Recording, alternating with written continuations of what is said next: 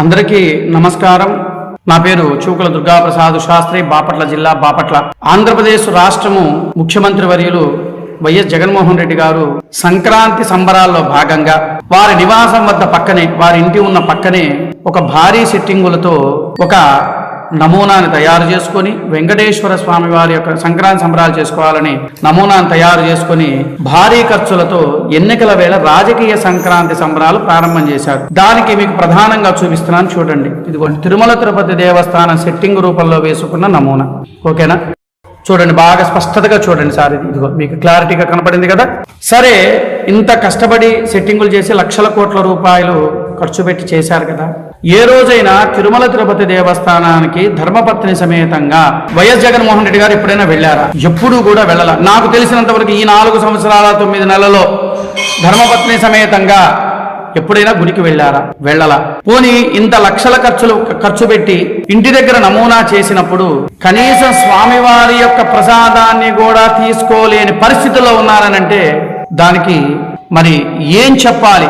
దాని యొక్క వీడియోను కూడా మీకు నేను చూపిస్తాను, దాన్ని మీరు చూడండి. అప్పుడు రాష్ట్ర ప్రజలారా మీరు ఆలోచించండి. ఇలాంటి కనీసం శడగోపురం అంటే స్వామివారి పాదుకులు శిరస్సును కూడా పెట్టుకోవడానికి కుంకుమ కూడా పెట్టుకోలేని పరిస్థితి. మరి లక్షల కోట్లు వెచ్చించి ఇంత నమూనా చేయాల్సిన అవసరం ఏంటి? మీ పిల్లలు ఇంటర్మీడియట్ మరియు ఎంసెట్ చదువుతూ సబ్జెక్ట్స్ లో కన్ఫ్యూజ్ అవుతున్నారా? కాన్ఫిడెన్స్ లెవెల్ తక్కువగా ఉందా? రిపీటెడ్ మిస్టేక్స్ చేస్తున్నారా? అయితే మీకోసమే ఉంది Rise app. 1 lakh question bank, performance analysis, online classes by experts, ఇంకా మరెన్నో ఫీచర్స్ తో మీ ముందుకొచ్చింది Rise the perfect guide. Description లో ఉన్న లింకును ఉపయోగించి సబ్స్క్రైబ్ అవ్వండి. రూపాయి జీతం తీసుకొని ముఖ్యమంత్రి వర్యులు మరి ఈ లక్షల కోట్లు ఎక్కడి నుంచి ఖర్చు పెట్టారు? ఈ కోట్ల రూపాయలు ఎక్కడ ఖర్చు పెట్టారు? మరి దీనికి ఏం చెప్తారు? ఇదిగోండి, దాని యొక్క పూర్తి చూడండి, పేపర్ కూడా చూడండి, మీ పేపర్ కటింగ్ కూడా చూపిస్తుంది. దీని యొక్క సారాంశం కూడా మీకు చెప్తాను, వినండి. తాడేపల్లిలో ఎన్నికల భక్తి, భారీ ఖర్చులతో ఎన్నికల వేళ రాజకీయ సంక్రాంతి, జగన్ నివాసం వద్ద తిరుమల సెట్టింగ్, ప్రముఖ ఆలయాల్లో దేవుళ్ల నమూనాలు, ప్రముఖ ఆలయాల్లో ఉన్న దేవుళ్ల నమూనాలు అక్కడ పెట్టారు. హిందూ గుళ్ళకి ఎప్పుడు ఏ రోజు కూడా భారతిరెడ్డి గారు ఎప్పుడు వెళ్ళాల, ఆ సంగతి అందరికీ తెలిసిన విషయమే. తిరుమల బ్రహ్మోత్సవాలకు జగన్మోహన్ రెడ్డి గారు ఒంటరిగానే వెళ్లారు తప్ప ధర్మపత్ని సమేతంగా ఎప్పుడూ వెళ్ళిన దాఖలాలు ఎక్కడా మనం చూడలేదు. మనం ఏదైనా సరే, మనం ఏదైనా ఒక దేవాలయాలకు వెళ్ళినా, ఏదైనా కార్యక్రమం చేసుకోవాలన్నా కూడా ధర్మపత్ని కూర్చుంటుంది పక్కన, అంటే భార్య కూర్చుంటుంది. మన సంకల్పం హిందూ యొక్క ఆచార ప్రకారం ఏదైనా పూజ చేసేటప్పుడు మమ ధర్మపత్ని సమేతస్య, అయ్యా నేను నా ధర్మపత్నితో కూర్చొని కార్యక్రమాన్ని నిర్వహిస్తున్నాము అని. అది కూడా తెలియని పరిస్థితుల్లో ఉన్నారు అని అంటే మనం ఏ విధంగా ఆలోచించాలో మీరు ఆలోచించండి. ఇది నేను చెప్పిన మాట కాదు. సరే, ఇంత ఖర్చు పెట్టారు, బానే ఉంది. స్వామివారి యొక్క తీర్థ ప్రసాదాలు కూడా స్వీకరించలేనప్పుడు ఈ లక్షల కోట్ల రూపాయలు ఎందుకు వెచ్చించాల్సిన అవసరం ఏంటి? మీరు అయ్యా ముఖ్యమంత్రి వర్యులు గారు, మీరు రూపాయి జీతం తీసుకోవటంలా, అసలు మీకు రూపాయి జీతమే అక్కర్లేదన్నారు.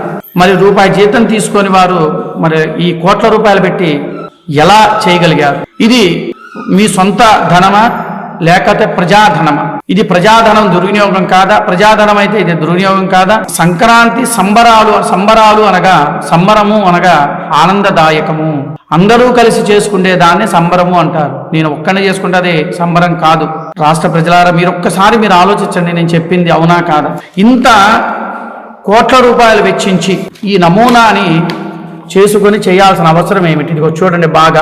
మీకు ఆ వీడియో కూడా నేను కనీసం స్వామివారి యొక్క అంత పూజ చేసుకున్న తర్వాత పంతులు గారు ప్రసాదం పెడితే స్వామివారి యొక్క తీర్థం కూడా ఇచ్చారు. తీర్థం కూడా తీసుకోవాలి జగన్మోహన్ రెడ్డి గారు, ఊరికినట్లా అని పక్కకు అనేశారు. వారి యొక్క ధర్మపత్ని భారతిరెడ్డి గారు ప్రసాదం పెడితే ఆ యొక్క సెక్యూరిటీ వచ్చి పేపర్ కూడా ఇస్తే ఆ పేపర్లో పెట్టి తుడి చేసుకున్నారు. ఇదా హిందువుల యొక్క? అయ్యా మోడీ గారు, మీరా ఇలాంటి వాళ్ళని ప్రోత్సహిస్తుంది? మీరు ఒక్కసారి ఆలోచించండి. ఆ వీడియో మీకు చూపిస్తానండి రాష్ట్ర ప్రజలారా, మీరు చూడండి. చూసిన తర్వాత మీ అభిప్రాయాన్ని, ఇది ఎంతవరకు కరెక్ట్ అనేది రాష్ట్ర ప్రజలు మీరు ఆలోచించాలి. నమస్కారం. సర్వే జనా సుఖినో భవంతు, లోకా సమస్తా సుఖినో భవంతు. ఆ వీడియో కూడా మీకు ప్లే చేస్తాను, ఖచ్చితంగా మీరు చూడాలని నేను కోరుకుంటున్నాను. నాకు ఒక ప్రధాన అంశం కూడా గుర్తొచ్చిందండి. అదేంటో చెప్పంటారా? ఒక సినిమా ఈ మధ్యకాలం చాలా ఏళ్ళైంది వచ్చి, రాయలసీమ రామన్న చౌదరి అనే సినిమా ఒకటి గుర్తుందా మీకు అందరికీ కూడా రాష్ట్ర ప్రజలారా? దాంట్లో మోహన్ బాబు హీరోగా వాళ్ళ తండ్రి రంగనాథు తండ్రిగా పోషించాడు. ఆయన దాన ధర్మాలు చేసుకుంటూ ఉన్నాడు. ఏది అప్పట్లో సరే దాన ధర్మాలు చేసుకుంటూ ఉన్నాడు, చక్కగా ప్రజల్లో మన్నన పొందాడు. ఆయన కాలం చేశాడని చనిపోయాడు రంగనాథ్. చనిపోయిన తర్వాత ప్రజలు ఆ మోహన్ బాబుకి వాళ్ళ అబ్బాయికి సహకరించలేదని ఏం చేశాడు, వెంటనే ప్రజలకు దాన ధర్మం చేసిన ఏదైతే ఉన్నాయో అవన్నీ కూడా లాక్కోవటం మొదలుపెట్టాడు.